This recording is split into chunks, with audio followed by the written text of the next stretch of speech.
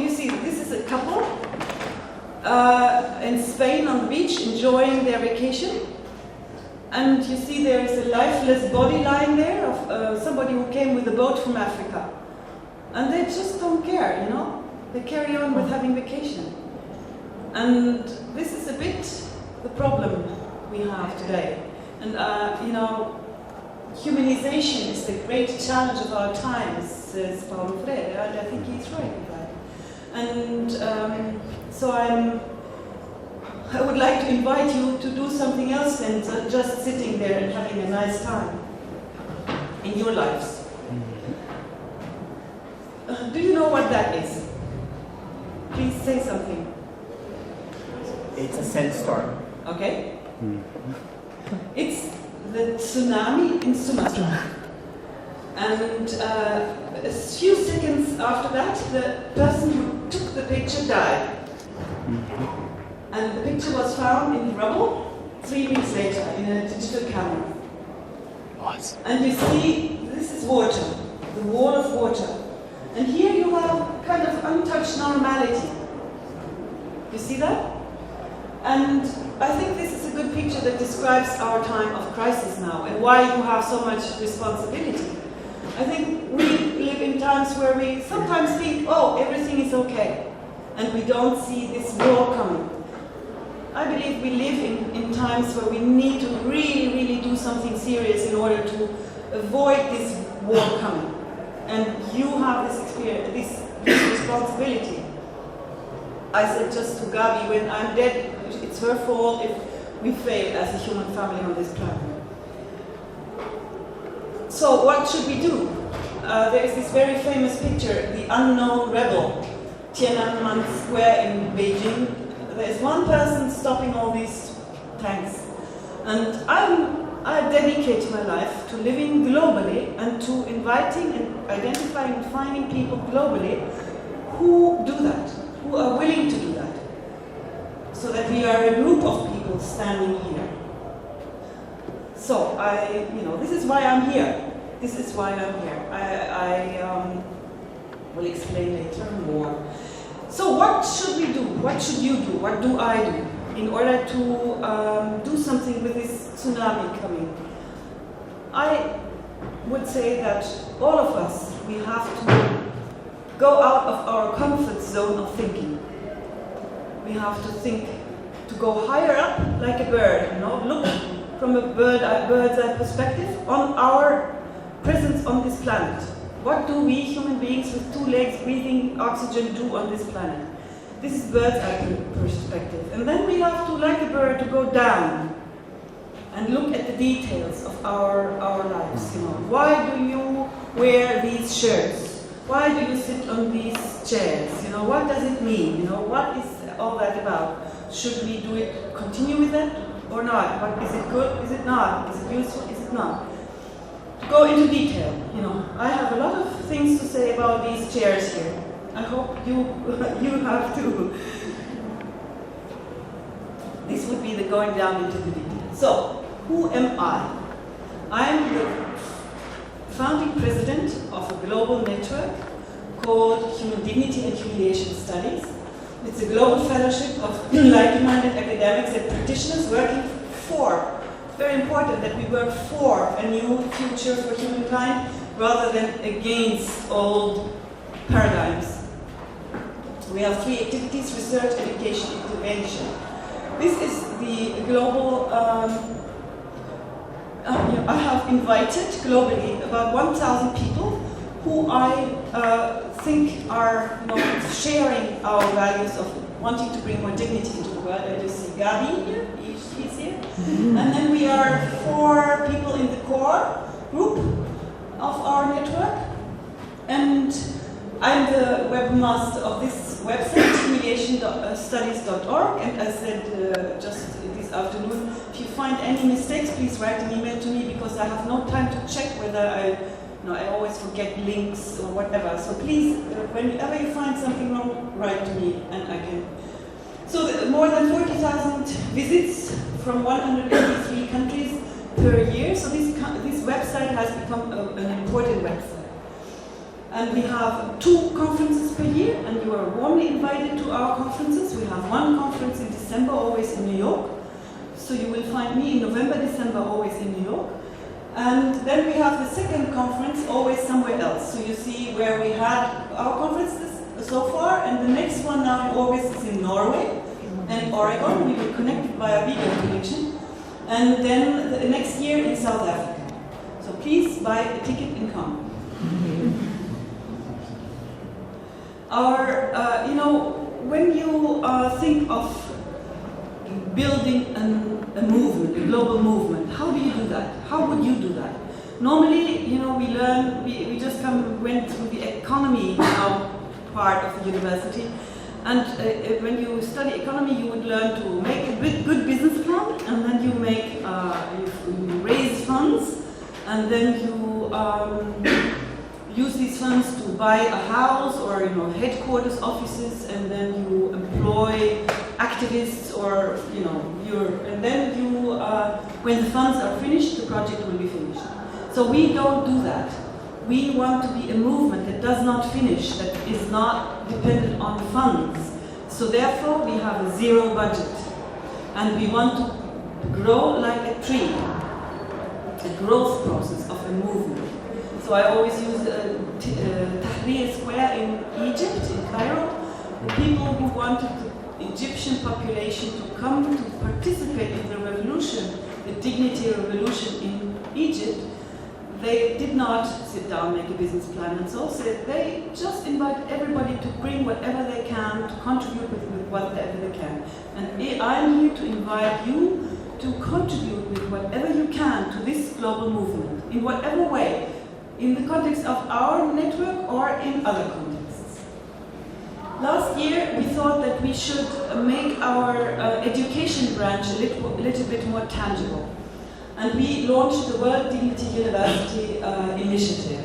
We want to go back again in this spirit of wanting to create a movement and a growth process rather than a rigid institution. We go back to the word universitas scholario, the Latin root, and it means a community of scholars. So we don't want to have a rigid institution. We don't want to, raise funds and employ professors. No, we start with you, with the educators, with students, that you create this university, like a tree, like a movement, like a growth process. So, finish my kind of titles. I have a doctorate, as you said, in medicine and psychology, but already when I studied psychology and medicine, I knew I never wanted to be a medical doctor, I never wanted to be a psychologist. So I am more of, I'm a global citizen, and I dedicate my entire life to looking for Gandhis, looking for Paulo Freire's, looking for Mandela's, looking for this unknown rebel, and to gather these people. I dedicate my entire life to that. And why do I do that? Where do I come from?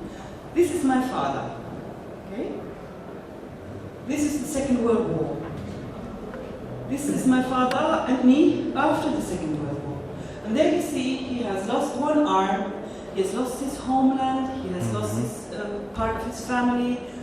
He is very, very, basically his entire life has been destroyed. He would say, Hitler has raped us, and if we only could go home, because my family comes from Silesia, which is part of Poland today, and there were about 10 to 15 million people were displaced in 1945-46. So I'm born into a family of displaced people. If you ask me where are you from, I would say I'm from displacement. I'm from an identity of here where we are not at home, and we cannot go home because there is no home. So until the age of 45, my identity was I don't belong to the human family. I have no place on this planet. And I have healed this painful identity by simply adopting the entire planet as my home and the entire human family as my family. A little bit slower. Okay. And not so loud, perhaps? No, loud is good. Loud is okay. Pouquinho mais devagar, né, pessoal? Tá bom? Então tá bom. It's okay. Okay. So, I have lived on the background of this experience of displacement, I have lived globally now for almost 40 years. I have no house, no fixed address. I have no possessions. I have what I have on my body, and my home is my email address, and this is the mobile headquarters of our network here, this computer. And so I always go forward. I never go back. I never travel. I live in the global village, And if you live in a village, you don't travel, even if you move a bit. So there are a lot of kind of changes in language also that I developed over time. So I lived in all parts of the world, like also sometimes a bit longer, like altogether perhaps 3 years in Japan or 7 years in Egypt. So I know everything quite well except Antarctica, of course, and now it's for the first time that I'm in South America. So it's very lovely to meet you, and I'm absolutely delighted to be here in São Paulo, and I say that to Gaby, to enjoy the warmth and the kind of reaching out, the connectivity of the society you have here. I think it's a huge, huge, huge value, and the rest of the world needs to learn that. Okay, so I did my doctoral thesis in social psychology on humiliation and armed conflict and genocide.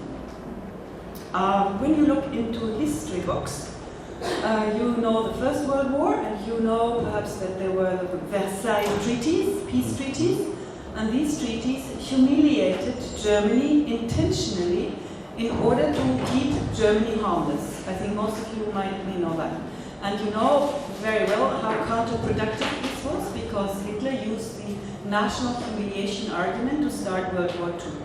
And after World War II, Germany was embedded in the European family as a respected member through the Marshall Plan, among others, and peace was the result. So there you have humiliation leads to war, respect leads to peace. So I went to Africa, for example to Somalia, and I asked, okay, if humiliation and war and genocide were connected in European history, is there a connection today in Africa? And yes, how? So I defended this doctorate in 2001, and since then I'm building humiliation studies.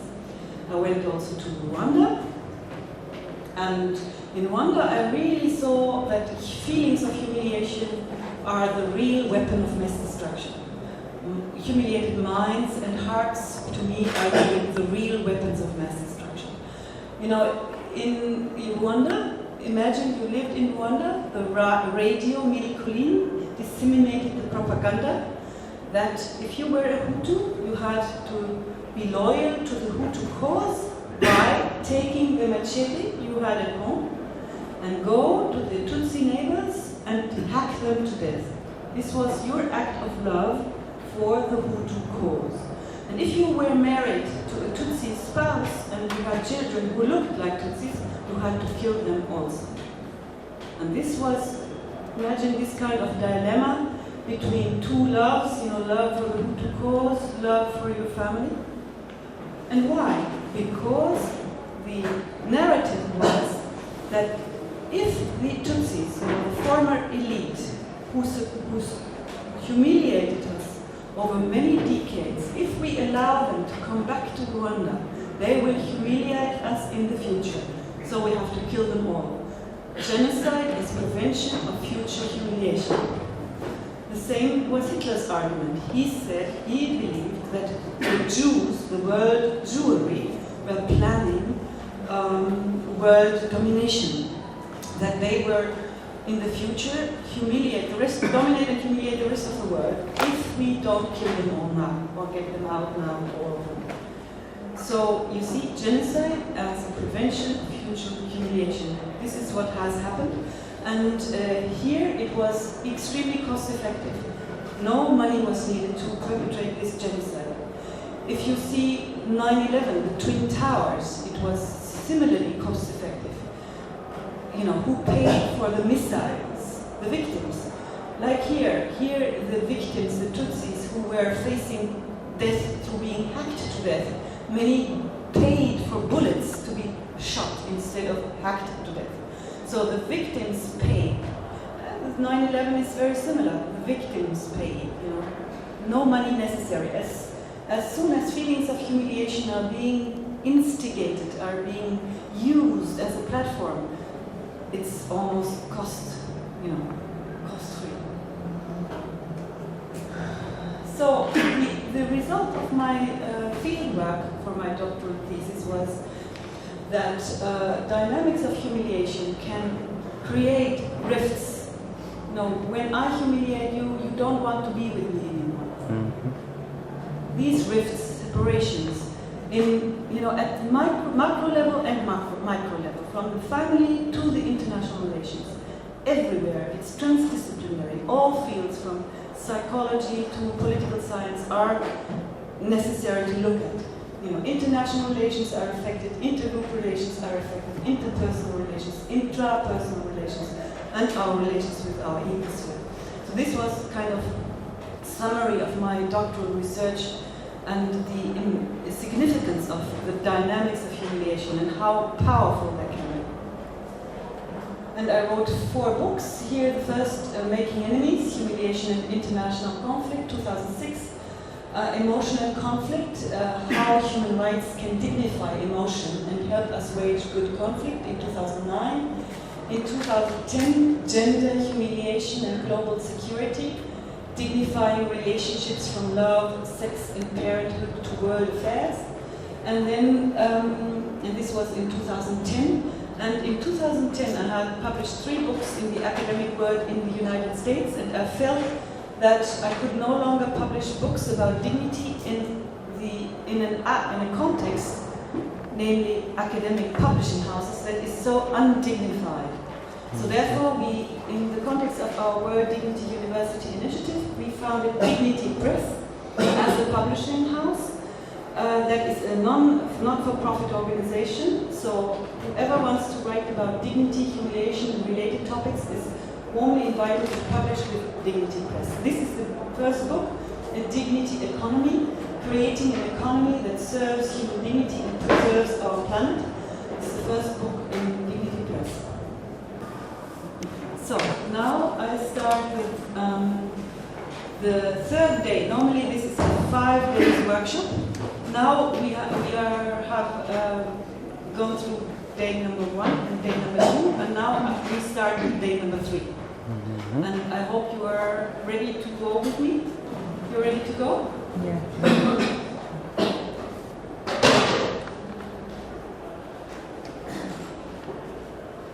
We human beings, as we are today, the modern human beings, Homo sapiens, we are on this planet only for the past 200,000 years. The dinosaurs were much longer on this planet. So we are very recent appearances on this planet. 200,000 years. And we started here in Africa, and BradshawFoundation.com journey is a lovely illustration of how we started in Africa, how we then tried to, how we migrated, how we populated. It took us until about 10,000 years ago to populate our planet, at least easily reachable areas. Mm-hmm. And what happened 10,000 years ago? Do you know that? Does anybody know that? It started to happen. What started to happen 10,000 years ago? Yes? Complex agriculture and civilization. Yes. Not civilization. I would not call it like that. Of course, it's called like that. You're right. It's complex agriculture, the so-called Neolithic revolution. It's here we were just migrating, always going to the next valley, finding it untouched, lots of food. And suddenly, not suddenly, it started to begin about 10,000 years ago that we had populated our planet to the degree that the next valley was already taken by other people, and you had to stay. Okay, what do you do when you have to stay? Then we, as a human family, adapted by developing complex agriculture, by getting more out of where we were. Mm-hmm. However, unfortunately, with that developed secondary effects that are very destructive. Why?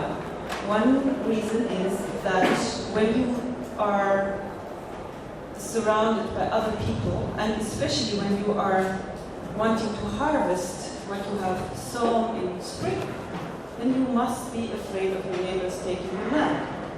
So this fear was not there before.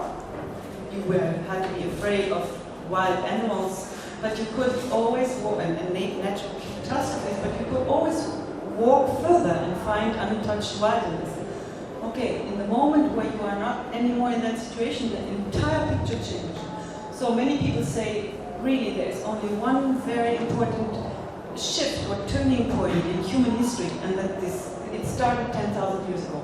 It started in the so-called Fertile Crescent in South Turkey, Iraq, that this complex agriculture was evolved. In Scandinavia, it would be in the north, it would be much, much later. So it started 10,000 years ago. It's not from one day to the other, of course. And this is highly debated among archaeologists and anthropologists. Louder, like this. Okay. So there is something very important that started to happen 10,000 years ago. And to me, if we want to solve our today's crisis, we have to go back to that time and think about the adaptation we developed then and its consequences. We have to rethink it. And in order to do that, I use what Max Weber calls the ideal type approach. This means when I speak about left-hand driving and right-hand driving, I don't deny that there is also a lot of complexity around driving. I cannot describe driving just by left hand and right hand, but I can, talk about it, and it makes an argument very clear. So I'm simplifying now, so please forgive me for simplifying. So this is a simplified, very, very simplified image of our human journey on this planet, very simplified.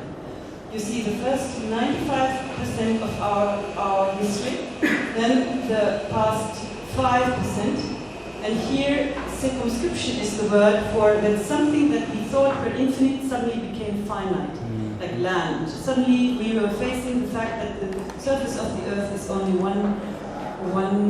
is limited. And here we are now in a very similar time. Suddenly we realize clean water is not infinite, clean air is not infinite, minerals is not infinite. We suddenly need the same thing that suddenly things that we thought were infinite are finite. We need the same thing again. So we are in a similar situation as we were about 10,000 years ago. And how does the word humiliation play in here?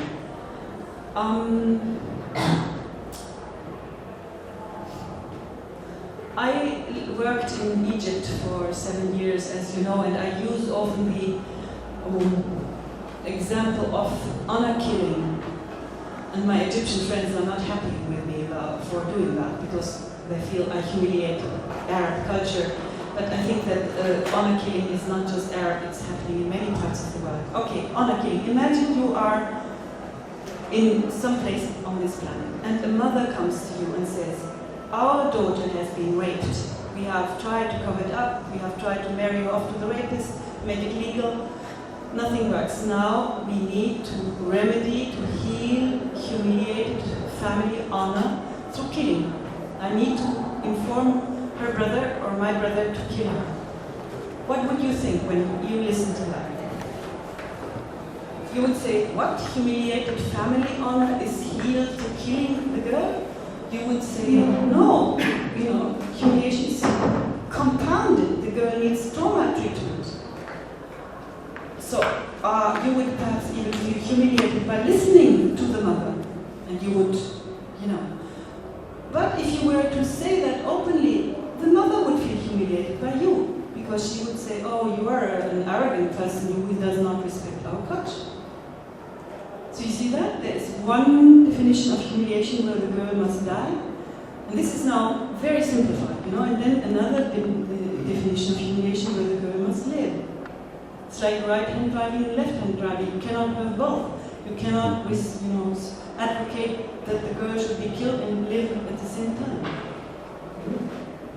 So, you see, when I lived in Egypt, and I thought that I would never be able to find a coherent theory in this kind of contradiction.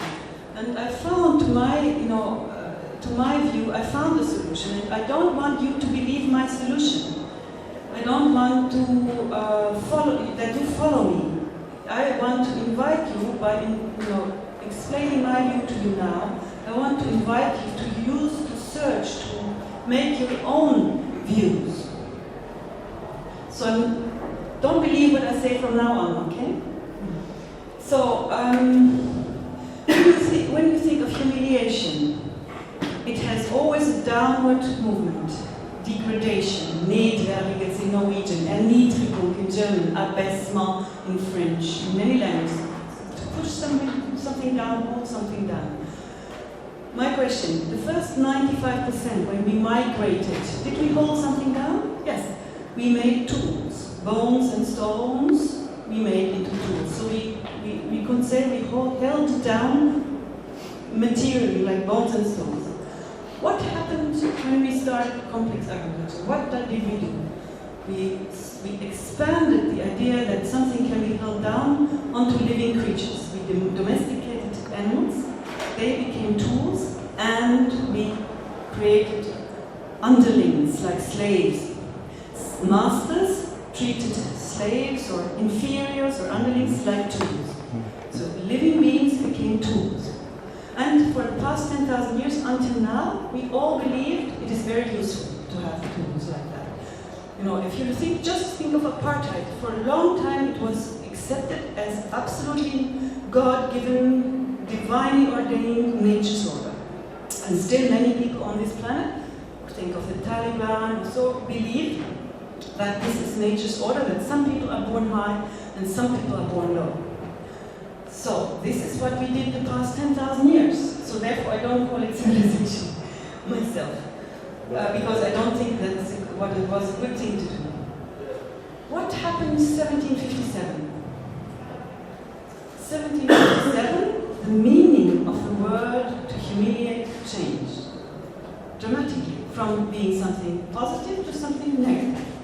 For the first time in the English language, in the Oxford Encyclopedia, the meaning of to humiliate was to violate somebody's dignity. This was not the case before. And in 1948, we as a human family adopted the Human Rights Declaration, and it says all human beings are born free and equal in dignity and rights.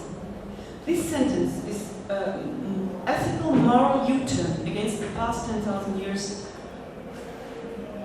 application of a gradient of unequal.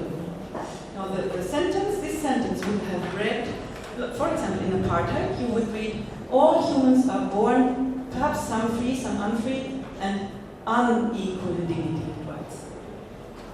So this would be the sentence during the past 10,000 years.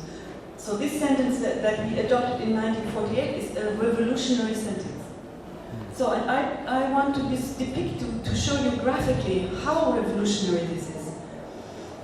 Here, if you imagine you respect yourself so much and the other person and every other person the same. Everybody is on the same level of worthiness. I'm as worthy as you.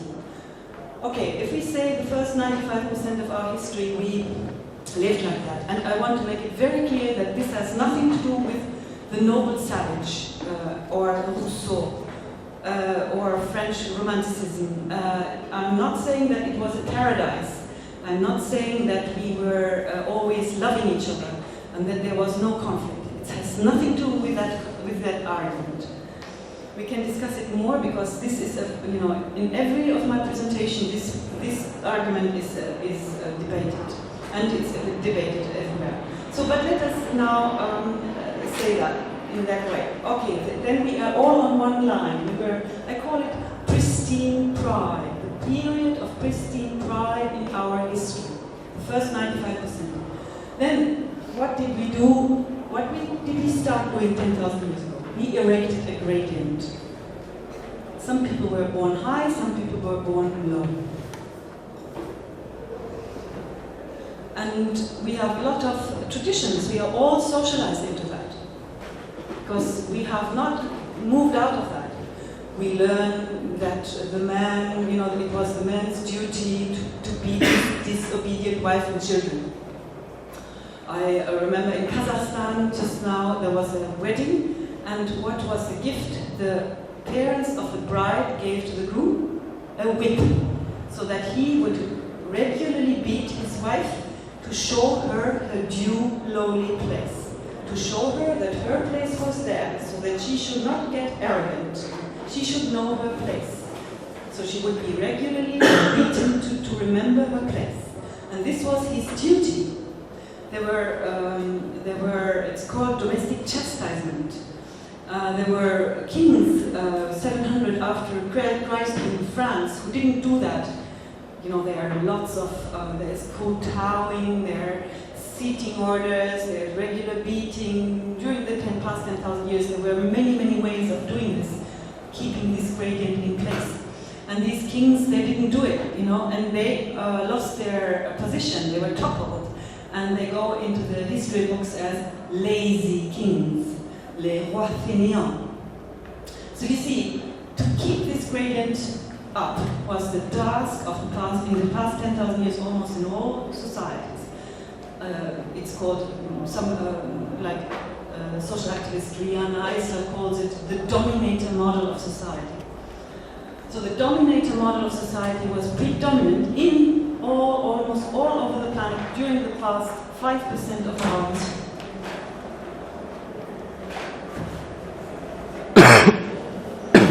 So what is the core? I said to you, all human beings are born free and equal in dignity and rights.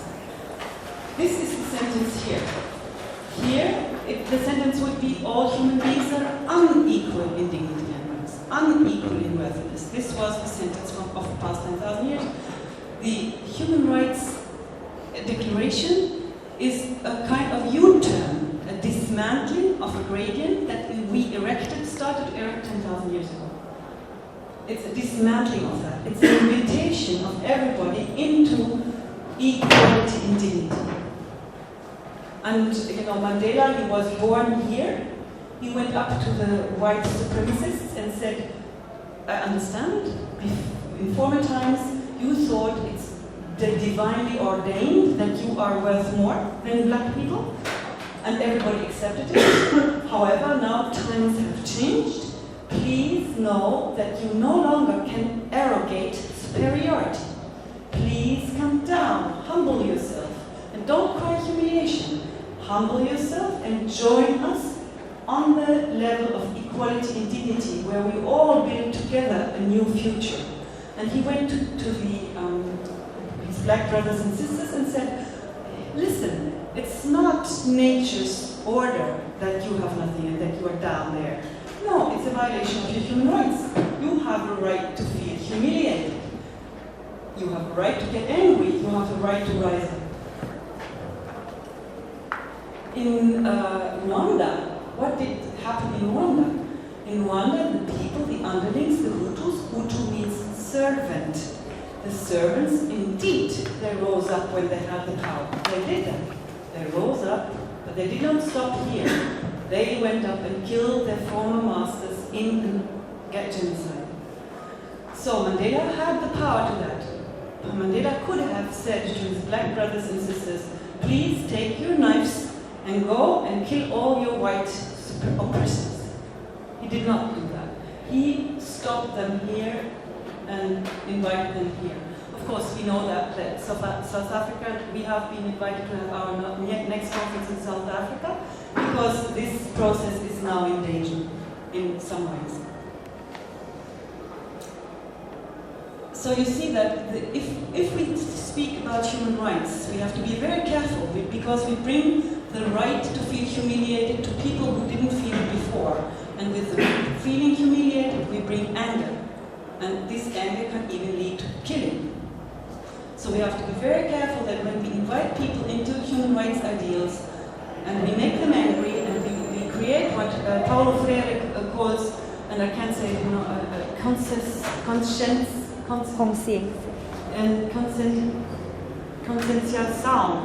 Conscientização. Yeah. Please say. Conscientização. Yes. This is this process of learning that you are actually entitled to feel humiliated if you are down, and that you are entitled to do something about it and to rise up. And this is, in fact, the emotional driver of the human rights movement. These feelings of humiliation, they are the motor. And so, in former times, if we summarize, in former times, here, only the master could define humiliation as a violation. Only the aristocrat could go to duel in case his honor was violated. He had the sword arm here that he should use, and the arm for caring and harmonizing and changing the diapers of his babies, this arm was behind his back. And all the lowly men and women, they had the opposite. They were not allowed to cry humiliation when they were beaten, and a woman who was beaten by her husband did not have the right to go to duel with a sword with her husband. She had to quietly swallow being beaten. So she had her sword arm fixed behind her back, and she only had the arm for maintaining harmony there, free. The big advantage, I think, one of the big advantages of human rights ideals are that they invite us all to use both arms. I think this is one of the big advantages of human rights ideals. But we have to be careful that we know we bring the right to feel humiliated, the right to go to duel, you could say. We bring it to people who formerly did not feel to have it. You want to say that, or you want to read about that? Essa é uma frase que ela encontrou no meu trabalho de final de curso, que vocês devem estar fazendo agora. O Norberto Bobbio, ele falou uma coisa que é interessante, e ela também concorda, que os direitos humanos eles não precisam mais ser discutidos e justificados. E lembra daquela frase que ela falou da Declaração dos Direitos Humanos, que lá todo homem nasce livre e igual em dignidade e direitos humanos? De lá para cá a gente veio trabalhando nos direitos humanos. Na opinião dela, está na hora de agora a gente começar a trabalhar a dignidade. Até mesmo porque os direitos humanos a gente já discutiu.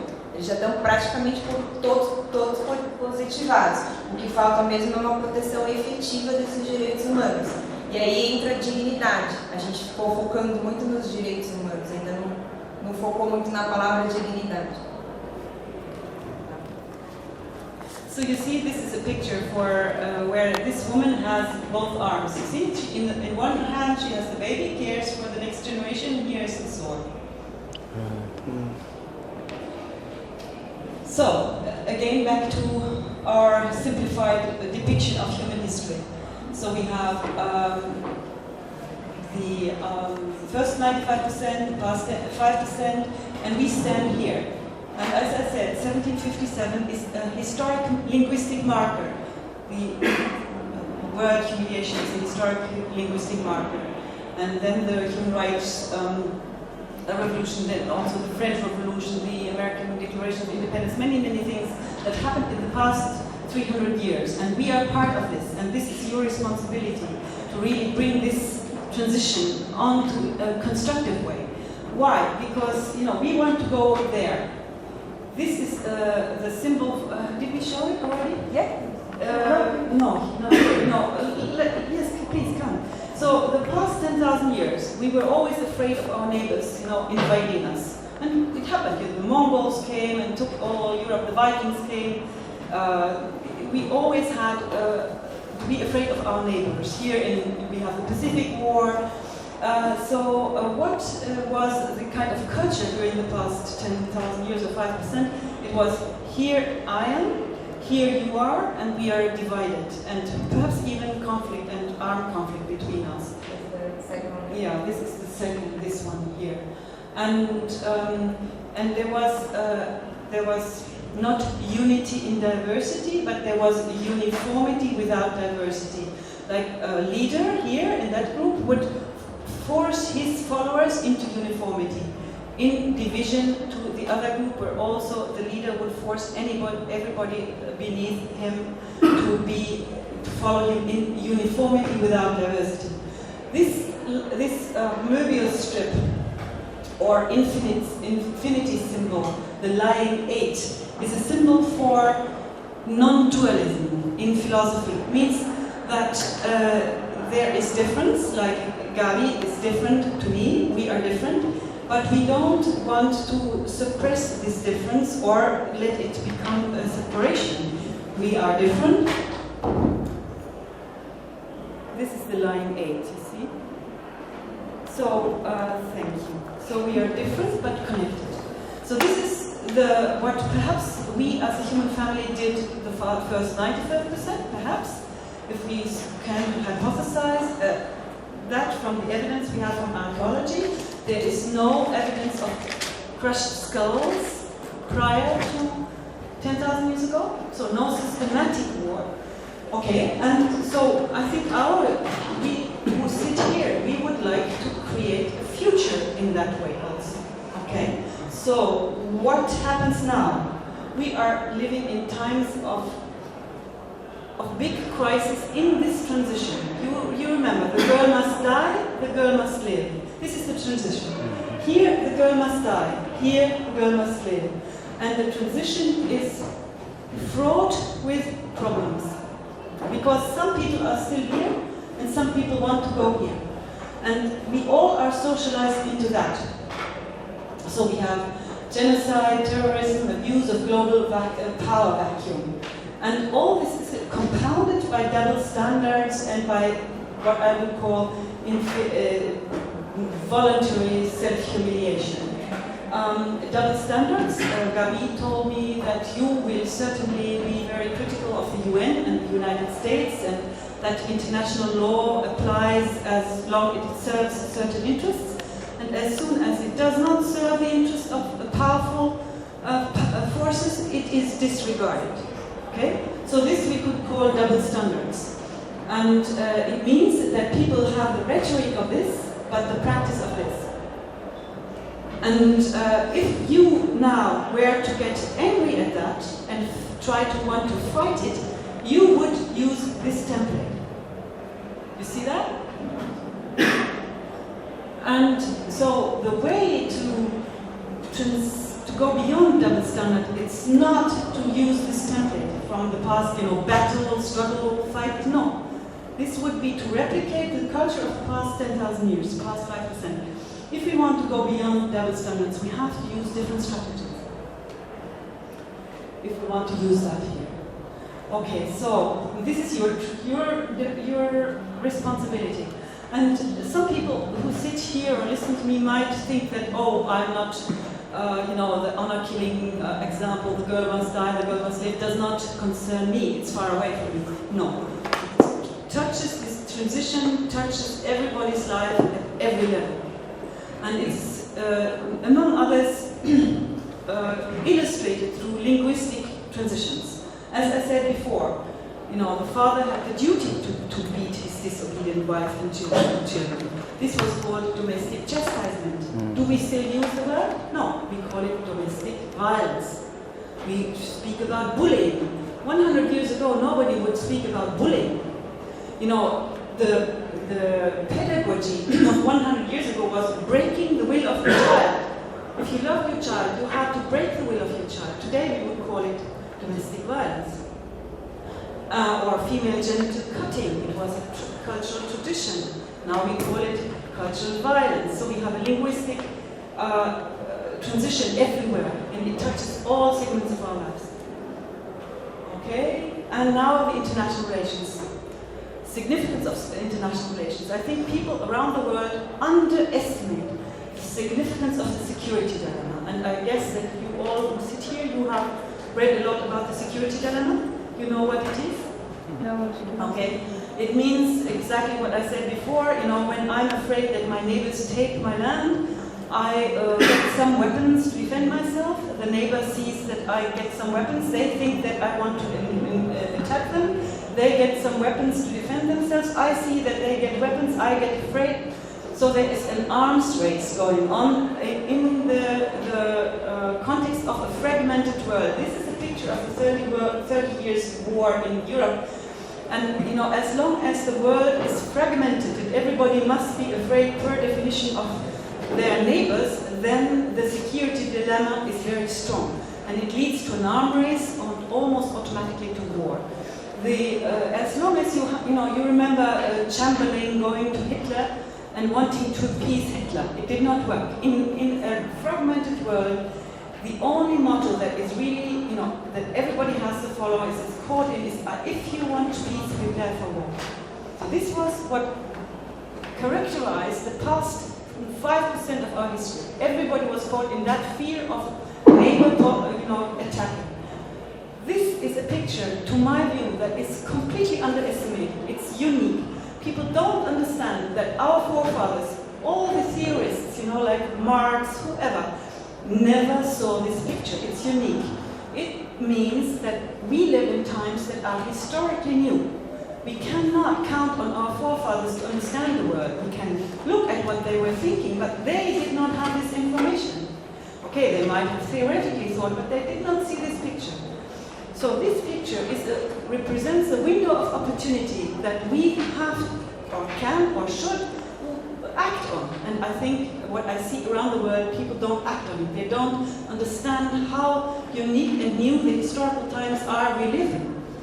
Because as soon as we manage on this planet to define ourselves as one group, then there are no outgroups anymore.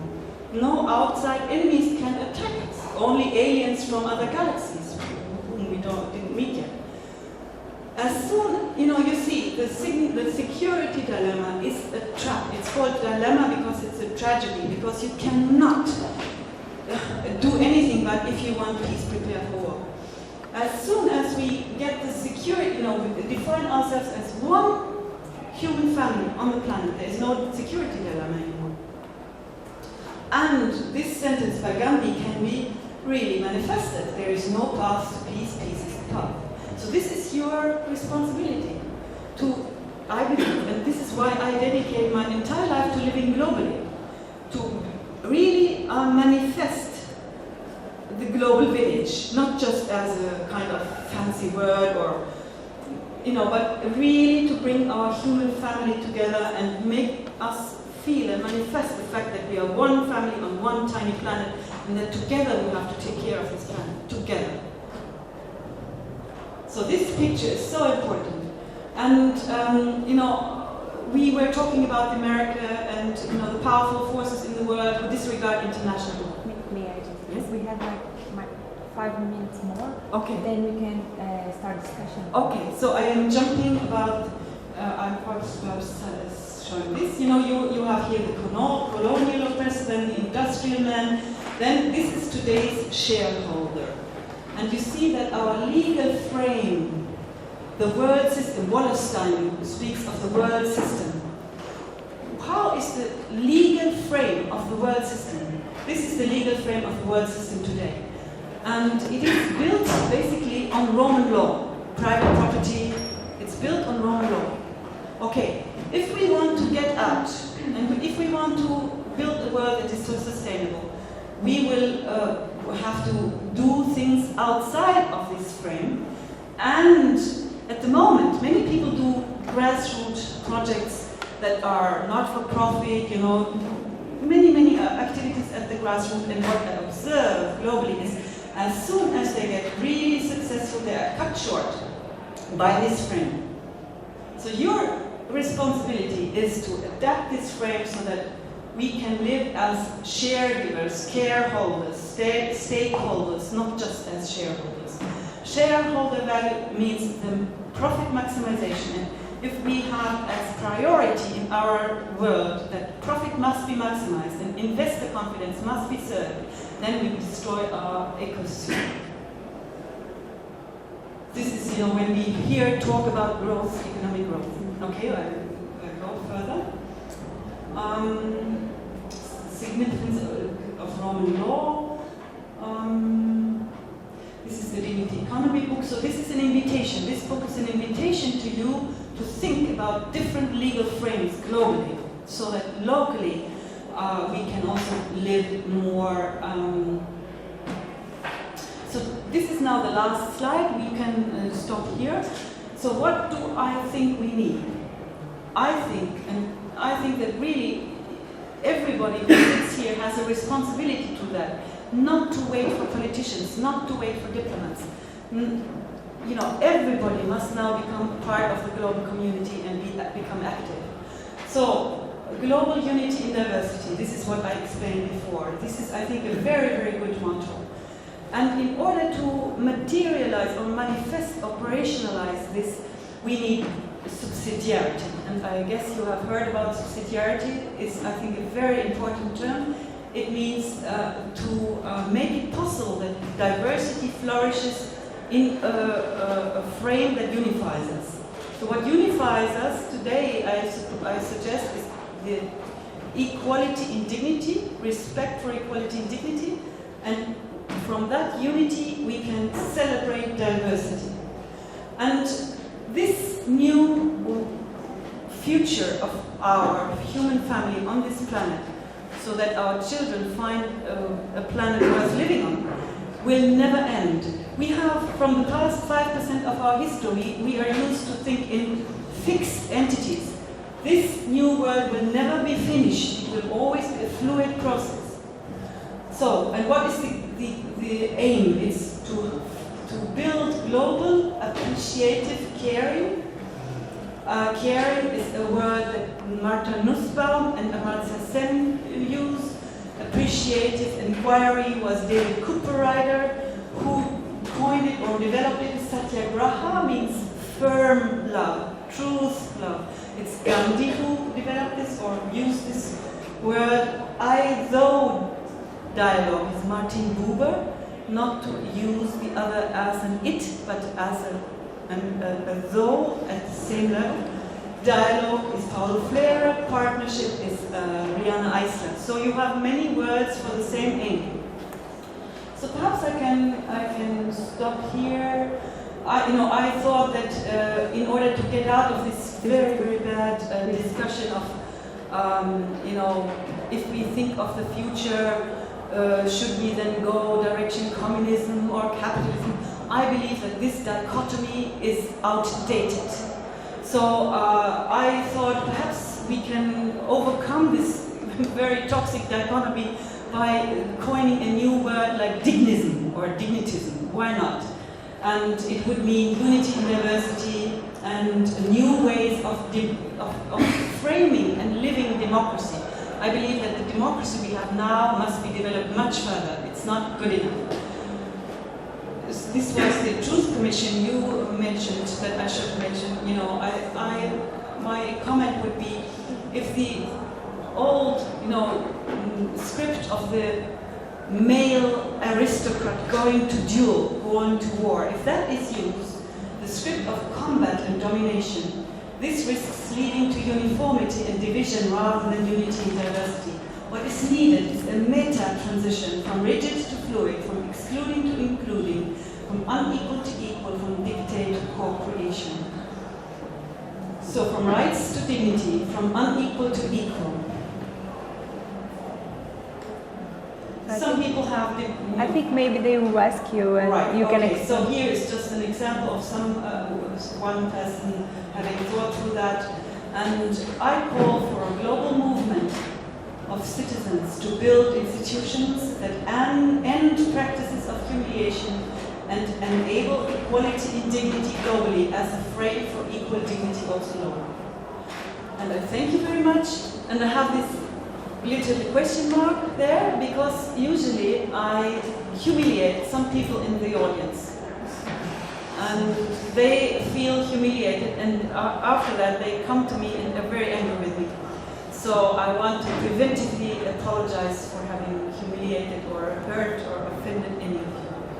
And I thank you so much for being here. And now I would like to start, the last minutes we use for dialogue rather than questions and answers. Because I don't have the answers. I want you to create a future. We need to co-create the answers. Gente, quem quiser fazer perguntas em português, pode fazer, se sentir mais à vontade de fazer pergunta em português. You want to use that or not? What is your position regarding the claim that gender discrimination in some Muslim countries is only a cultural affair? Should we condemn it or should we state it as a cultural affair? You know, I remember this situation with the mother who comes to you and says, okay, the girl has died. You know, what would you say? Okay, what is that a solution to condemn her? No. You see, you know, as soon as you come into contact, therefore I invite you really to sometimes live globally like I do and try to become part of many societies. I've lived for 7 years in Egypt, you know. So as soon as you get close to a people, you know that simply condemning is no solution. No? What then? Okay, you have condemned it. Okay, what now? It doesn't, you know, it doesn't bring the human family together. We need to build bridges, you know, and to come together and to invite people to do that. Don't kill the girl anyway. This is your, I simplified, you know. We have to invite them into, you know, give this lecture to her and say, look, in the past, I understand, under the condition of the past 5% of our human history, your conclusion that the girl must be killed in order to remedy family honor, this was kind of logical within, like in apartheid, it was logical to segregate. However, now we live in new times, and therefore I emphasize this planet. We live in new times where we don't need this very brutal, these brutal traditions. We don't need them anymore. We can do something different. We have to invite them into something different. Simply condemning would create a new rift, a new dynamic of humiliation.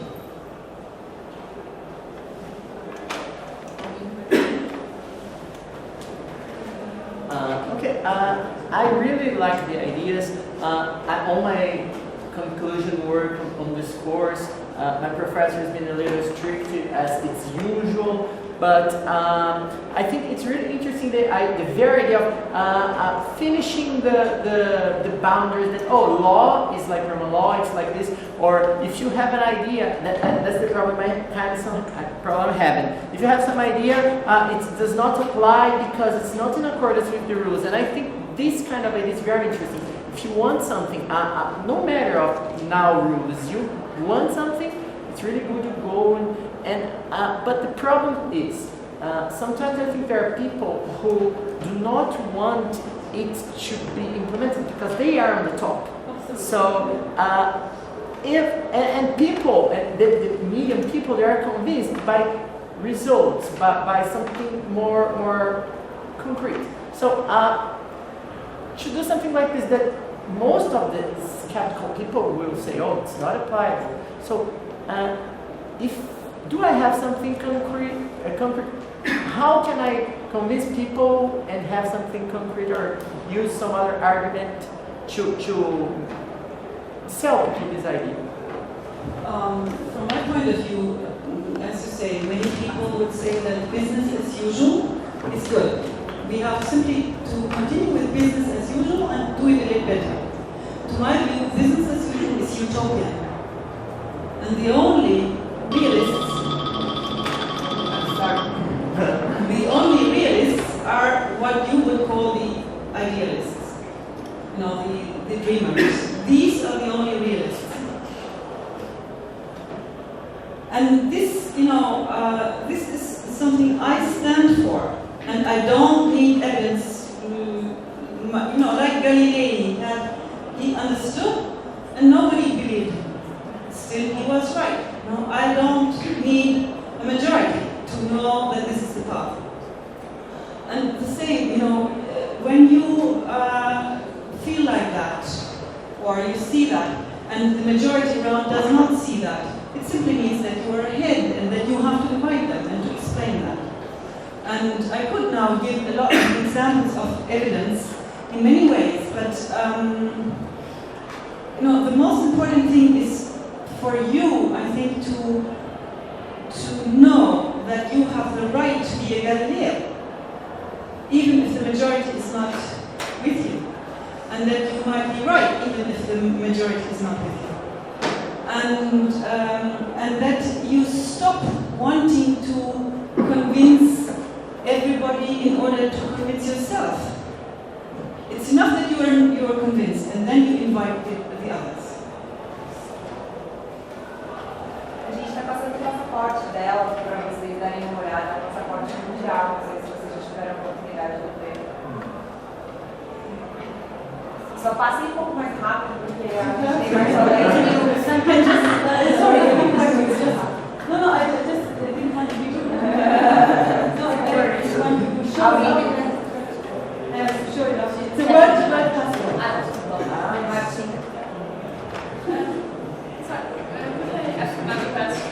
I think listening to your speech, I thought a lot about the power and hierarchical division of our society, because in the end it always leads up to this, that some people have the power and want to stay in the power, and the others want to get there. So, as I understand, in your vision, this whole system should be changed. And how to do that? Because human people always seek power, and in a way, it is very difficult to change that. It is difficult to change that, but it's not human nature. I think during the past 95% of our history thought that this is human nature, and this is exactly what always happened. People at the bottom, if they were unhappy, they toppled their masters and kept the hierarchical system in place. The French Revolution, there was Napoleon at the end, So, and indeed, I would say that the Mandela way of not doing it is the right way now. And it means, as I said, it's a meta transition. It's not just shifting the power, and putting new people in power. It's not just toppling the tyrant. It's not just, fighting against elites or the rich or so. It's not. It's starting with us, like what we do here in this place, for example, now. That I say dialogue is important, not questions and answers, for example. This is part of it.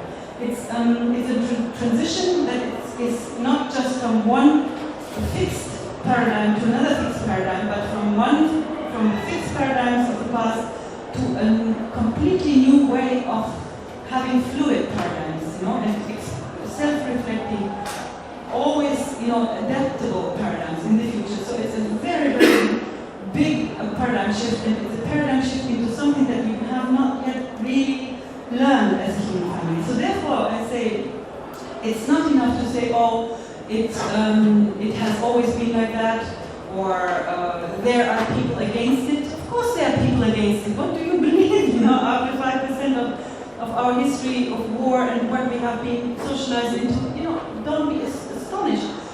My advice, stop wasting energy on being astonished or indignated. Stop.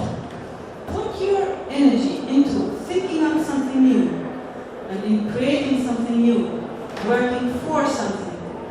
Stop fighting against something. First of all, I really do share your will of living in a different world. That's something I think about every day. Differently, I'm very skeptical about the human being naturally good, or maybe there's no evil human nature, something like that. I really believe that the humans, if it's not natural, we are really used to this, and this is like very deep inside of all of us. But anyway, this is just my point of view. But I really have a very, very important point. It's a very, it's a very important point, and I think this is not just me. Lots of people really think that there's no solution for this situation. But anyway, you said you don't need a majority to change things. You need a majority to support your idea. But I really do think we need to spread an idea before we can live in a different world. So my question is, how do you intend to spread this idea? I really think like this experience now, having you here talking about this new idea to us is a way of spreading the seed. But we are just like a minority. This is not the majority we need to promote a change in the world. So So how do you intend to do that? So the first thing is, it's very important to know what is our human nature. Because if we think that we are per definition kind of lost race, lost species, then we better go and play golf. Or, gamble or something. When you have a terminally ill patient, I studied medicine, Imagine there is a terminally ill patient. You have two choices. I as a doctor can say to the patient, you will be dead in 3 months. Go and enjoy yourself. Enjoy the last days. And, this would be a valid thing to do, if we believe that it's hopeless. So it's very important what you say. And the other thing to say, or the alternative would be to say to this patient, okay, it's very critical, but if you put all energy together, you might survive. You have a tiny chance. Only if it's not saying that you're not sick, it's not giving you false hopes, but if you have all energy together, you might survive. So this is the situation of humankind now. And according to the human nature, there is, as I said, the first 95% of our history, we were in our bodies, our souls, our psyches, were socialized into a condition that were different to the past 95%.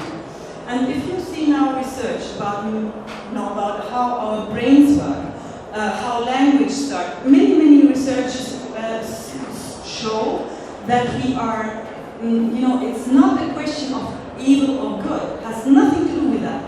We are social beings. We perpetrate evil. Like I said, the Hutu man who kills his Tutsi spouse, he does not do that because he's evil. He does do that because he's a social being. So we are social beings, and this can play out as evil or good. So we are capable of everything, but we are social beings, and this is very important. And it is very important that we are no natural killers. If you look, Gaby has studied child soldiers. They are not willing to kill people like that. They need to be drugged, they need to be humiliated, they need to be broken as human beings before they become effective child soldiers. So our nature, 5 more minutes, yes. So how, this is there is hope, but it's like with a terminally ill patient. We might not make it, but if we put all our energy into it, we might make it. So your choice is either to go and gamble and play golf. This is one choice, and I would not. What I would want you to stay away from doing is like, if you think the situation is hopeless, then please get out of the way of people who try to solve, who try to do something. Play golf, but don't hinder the people who try to do something. Yes? Yes? Desculpa interromper, mas sobre a sua segunda parte da pergunta, como isso poderia ser feito, como a gente poderia difundir novas soluções, e você considerou que a gente é uma pequena minoria.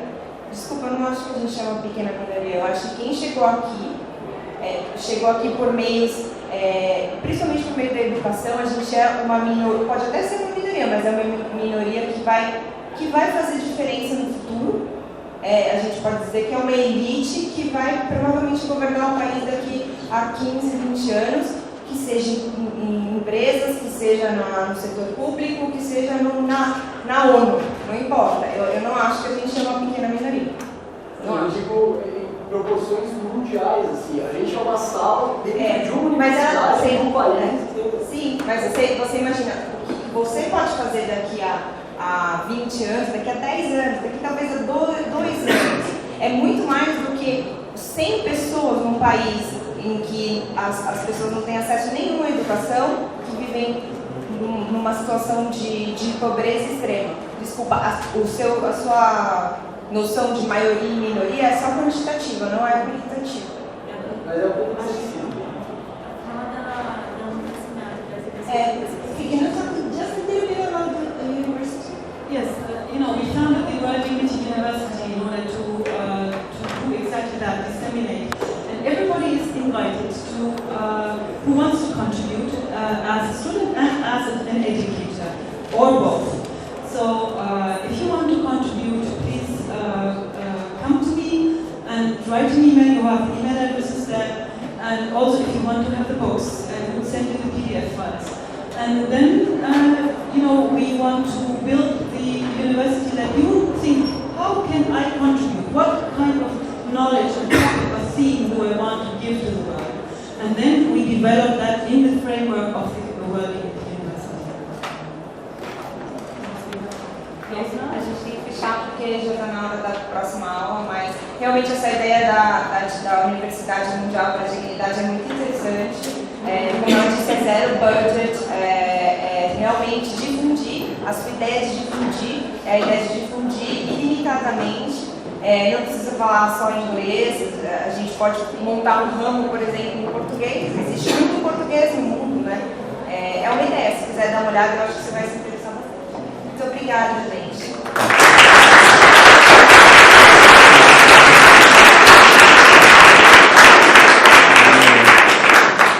Vocês entenderam, mas ela disse que quem quiser os livros dela em PDF, ela integrar, é só dar o e-mail para ela e não falar nada sobre o papel.